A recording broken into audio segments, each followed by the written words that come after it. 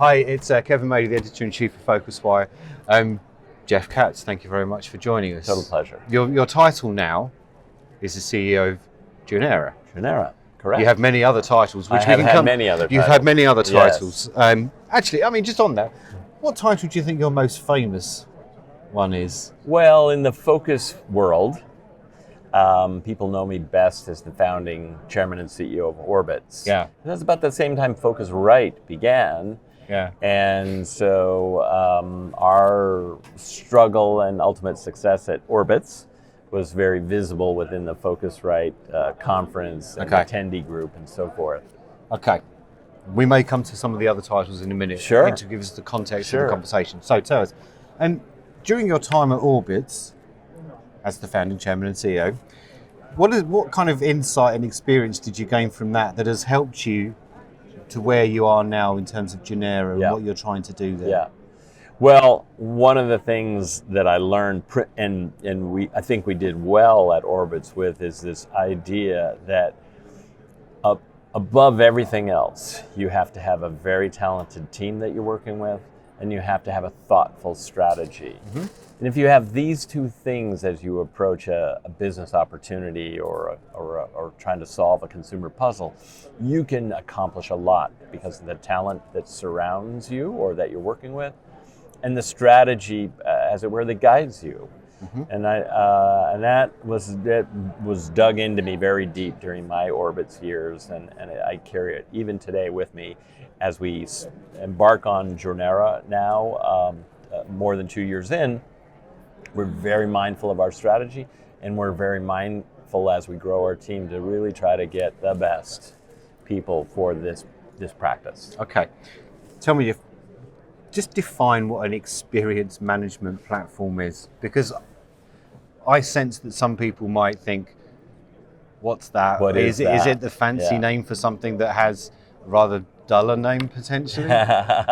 Well, I'm not sure anything like it exists, so but I'd be great to brainstorm with you some better names. So an experience management system. So what Journera is a real-time data exchange, which means that brands can collaborate at the fractional data level, like flight number or room number or status level, between brands, so that when you're traveling, let me give you a real-time example. Yep. I'm on an American Airlines flight. Sadly, I'm 4 hours late arriving.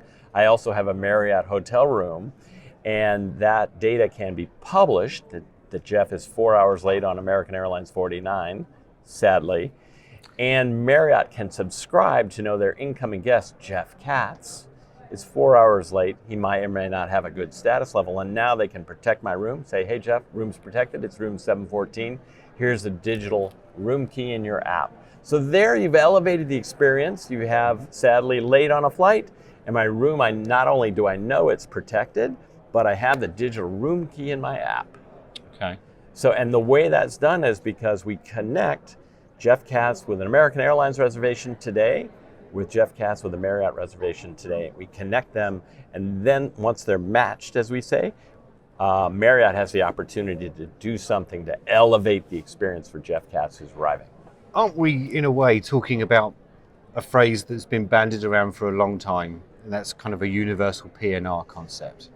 Some people call this a universal P&R. I've moved away from that because it's way beyond the reservation. And people have been talking about it for 30 years so anyway. P&R right? in the travel geek world means reservation, and this can be about where you searched. It's about how many bags you boarded. It's about, did you check in, and are you late, on time, what status level that. So that tends to be, and it can be about your restaurant preferences as well, can be it. So that tends to be beyond the so-called P&R. It's really more about all the data elements that describe my journey. Yeah. Why is this only happening now? I mean, arguably there are some fairly big players, one of which you used to work for, such as Sabre, that could have done this. Yes. What is it that has either prevented them or made them think, let's not do this? I think there's a few things happening that make the timing better for an independent entity to become this so-called experience management platform or data exchange. One is the prevalence of cloud computing. It makes this big technology puzzle much more quickly doable and more cost efficient than ever before. You don't need the scale of a GDS to build this data exchange. You can do it way quickly and cost effectively in the cloud. Second is the pervasiveness of real-time encryption. So all the data is encrypted in the exchange, and that's a relatively newish technology. So so my customer ID really remains at American and remains at Marriott. It's not in the exchange on a name, credit card, and so forth basis. You are a so-called hash token. So encryption technology progressing a lot has made it doable. And then I think it's ultimately, when you look at the biggest players in travel, they're all data enabled, and maybe one of the biggest, who's not often thought of as a travel company, is Google. Yep. So you have to be ready to interact with a new class of travel giants, and this is the way they work. Okay. And you talked about data exchange and being between two parties, but you didn't use the word blockchain, which is unusual these days. Yes. Is that something deliberate that you haven't mentioned because you're not looking into it, or you just don't see the usefulness of it? Because lots of people here are talking about it in those terms. Well, blockchain is a really good methodology. Some people call it a computing platform, and Journera is a version of it with one important exception. Trust is owned by what we call the publisher or the owner of the data. So when American Airlines is pushing data to a partner called Marriott or Hilton, they are the authority on the American Airlines information. And in blockchain, as you know, this trust measurement is distributed around the network. And in this case, this is an American Airlines traveler, and they are the sole authority of information about them. And so that's uniquely different about our methodology than blockchain. But there are many, like encryption is a big similar, and distributedness is a big similarity.